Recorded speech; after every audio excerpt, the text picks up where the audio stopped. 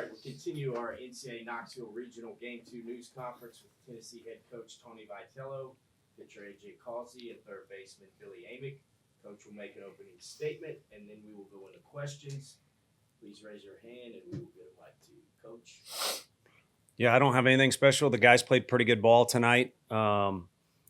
And then also I think they handled, it's very unique when you start this tournament, no matter who you are, because of the set of circumstances are just different. It is on our home field, so that helps a little bit. They handled that stuff real well, and so it benefited them. And I think also they knew ahead of time that they were going to be in a real competitive game, which it's good for us to get back on the field, compete. Obviously, we needed to rest a little bit after the tournament.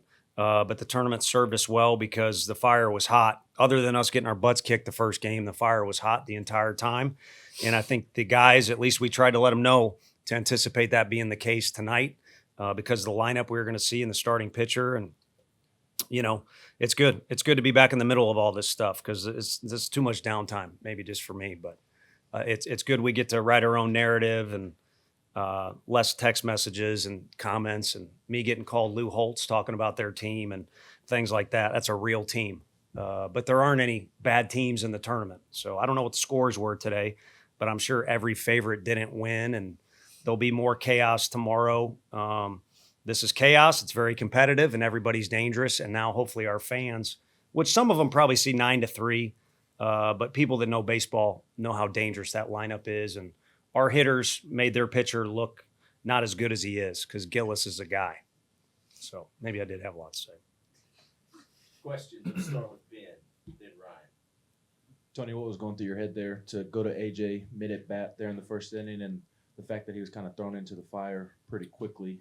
I imagine he can speak to how quickly he had to get things going, but does that speak to how impressive of a performance it was? Yeah, it's not really where my head should be, but my thought was all those people can KMA because they showed you what they're capable of doing right away, and every inning matters. We're trying to win the inning. We end up not scoring in the first inning, but they're up 1. We want to keep it at 1 instead of 2.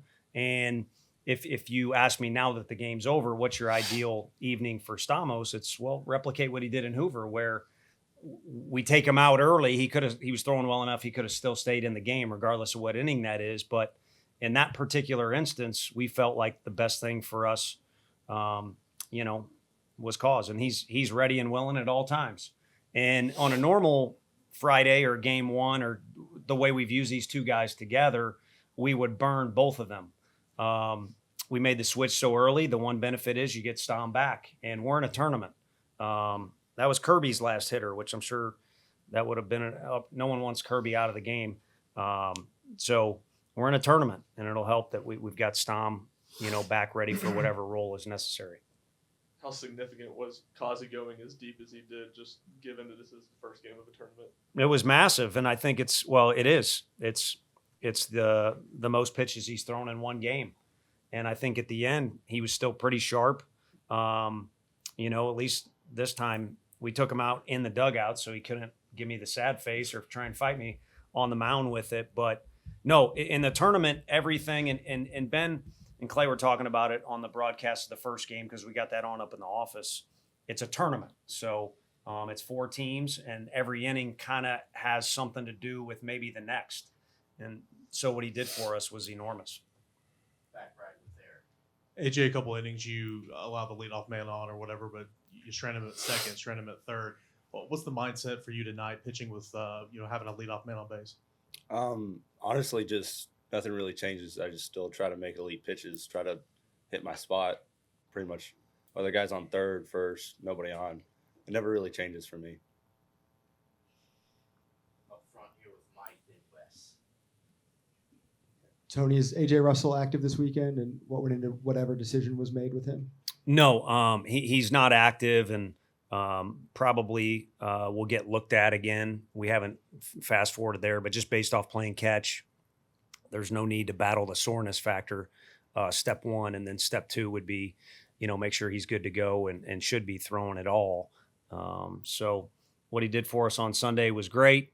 I think it was obvious, though, with his couple outings he did give us that he hadn't really been what his best version of himself is since Texas Tech. So if anything, I think it alleviates the cloud for these guys too, not just him, but also us, what is, what isn't. So at least we're on one side of the fence or the other, and everyone knows we'd rather be fully on the other, but at least there's some clarity there. So he won't be active. Everything is shut down for the rest of the season. He's going to get looked at, and we'll figure that out. So rest of the season could be tomorrow for everybody. Billy, I guess there's you go out there and play third base in the first inning, and it's not the start y'all want to have, right? There's a leadoff homer, you're down 1-0, but then the way that inning ended, AJ comes in and shuts him down, and it seemed like the crowd it wasn't like a first inning crowd. It felt like it was late in the game. Can that get y'all going a little bit? So I guess that's not what you want, but it can get you going. I mean, we've been in plenty of situations this year where it's not maybe going the way we want it to, or the crowd's not on our side. It doesn't really matter. It doesn't really change our mindset towards the game. Our determination to get things done and just really do our job, whatever it is, whether it's get a guy over, get a guy in, or get a ground ball, whatever it is. We're going to treat it the same no matter what's going on. Billy, after your 3-run bomb in Hoover, Hunter Ensley mentioned that you're just a stud. So eventually it was going to happen. So for you to have that confidence there, the payoff, to finally see the hit show up in the box score and get another, big home run here in this game, kind of where are you confidence-wise and just being able to see it happen again in such a big moment? Yeah, we've all been swinging it well, and like V said, we had a really good approach going into this guy starting today, and he did have good stuff, and I think we did a really good job, and that's what makes us so good, where any guy can get you on any given day. So that's really what I'm most excited about personally, just the way our offense has been the last couple of weeks. Ryan up front and then John in the back. Billy, what's in the bat against Causey like? Not very fun. I think I almost popped my ACL last time I faced him. It was raining and he threw a fastball in. I think I was close to giving out, but no, it's not fun at all. AJ, according to the people who keep stats, I don't know how far it goes back, but it was your first career pickoff at the collegiate level. Is it really? Yeah, I'm asking you. It I'm might going have straight to been. the source. I got to work with Beam this weekend because his pickoff's phenomenal. I was trying to do exactly what he did, and so it was so funny. We were talking in the dugout afterward. I was like, finally, it was awesome. Yeah. Did you have one in high school? Maybe. I don't. But I can't definitely really first remember. in college. Probably my first in college. Yeah. More of a position player in high school. I was more of a position player now. Tony, it looked like last week in Hoover up until Sunday that Billy was putting barrel on the ball and hitting it hard. The results just kind of weren't there. Last couple of bats, the results have been there. Have you seen any difference in Billy at the plate, or is it just a matter of finding green grass? No, I mean, I think he's at times comically the same guy every single day, for the most part, regardless of what's going on. And I think it took a while for Simo and Blake Burke to get to that point where they were like that as well. Ensley's kind of always been there, Dreiling, just kind of, he's fiery, but so now you've got a whole lump of them, that I think provide that consistent approach, which I think was involved in one of Billy's answers. So it's in this game, and heck, in high school, I remember, my dad coached in high school, everybody knows that. Sitting on the bench watching those single elimination deals is just insanity. Which I think our high school, our state still does that. I don't want to misspeak now with all this stuff going through my head, but it's baseball. You need a good size, a good sample size to determine really what's going on with a guy. And just because that sample size says this, it doesn't mean. I mean, McClanahan threw as many strikes tonight as I think he has all year. I mean, he was outstanding. So anything can happen on any given night. But if you're going to take a step back and judge where a guy is at as a player, to be fair, you're going to need a decent sample size to do so. Tony, what stands out about Indiana? Well, I mean, at first, it's, again, you hear all these themes, and I knew I was dreading people texting me about music. All this stuff's going on all week, and I don't listen to it, but if it's loud enough, you hear, and people claiming that they're, either they're not good or they shouldn't be in the tournament is madness. So if you peel back the curtain, you got a team that had injuries early in the year that they had to overcome. Prior to those injuries, there was a lot of deserved hype behind the team. a bunch of future big leaguers on the team, you know. And then they've got a pretty proud winning tradition too. And we've talked about, you know, they've been here before, Wright State. I mean, they're a well-coached group. So I think as they work through some issues, which we did too early in the year, they started to find themselves, and now they're the complete team. It just looks different than I bet they mapped out in August. It just looks different than it did, but they're a complete team. Gutsy, big-time stuff effort they got out of their starter. And then the lineup 1 through 9 did damage throughout the day today. So, you know, the one category is, I think doubles was brought up, but a very well-balanced team. AJ, on a night like tonight when Stamos doesn't have his best start, what do you tell him when you come in and get that ball from him? He was just like, I love you. I just really said, I love you too. That's about it. Yeah. He was heated, and those, you know, you want the delicate balance. And sorry, just as on a personal note, these guys have made it so fun for me, because what you want is the guy that's getting pinch hit for to be absolutely furious because he wants to be in the box, but furious for 2 seconds, and then recognize that I'm his teammate, I got a job to do, and then his teammate's about to take his spot, and we all are better off if that guy does well, so you might as well support him and give him some advice or good vibes or whatever it might be. And there was a moment of madness out there, but it was a quick moment, and his teammates helped him, and he did it too. Just that's why I love that guy being on our team, man. Stom.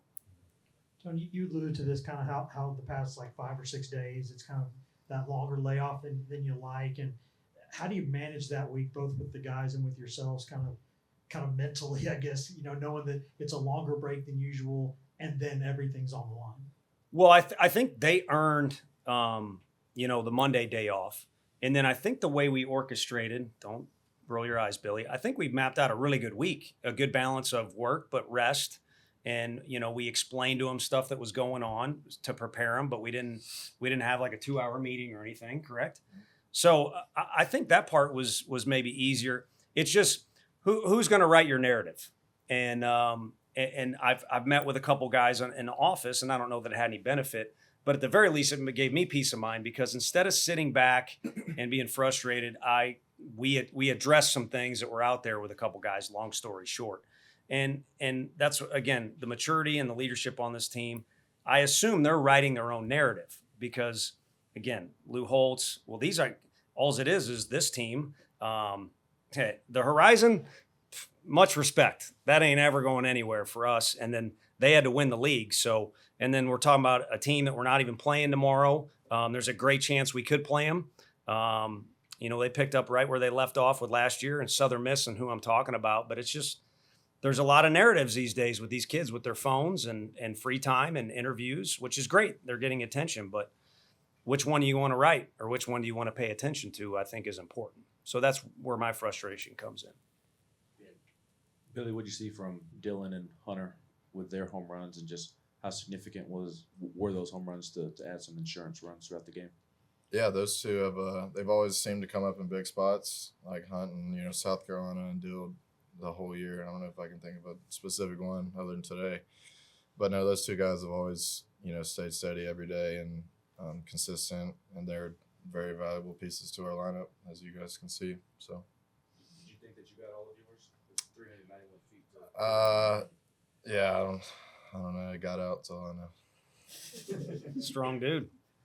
AJ, what's been the biggest difference for you once the role was changed after Georgia and Auburn?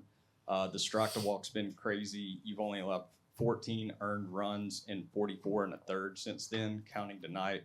What's been the biggest difference there for you? Honestly, my focus, what I was trying to do when I was on the mound, I went from just trying to throw strikes to trying to execute like elite pitches on the black. That's honestly the only thing I could tell you that has changed mentally about it. All right. Thank you, gentlemen. Thanks, guys. Thank you.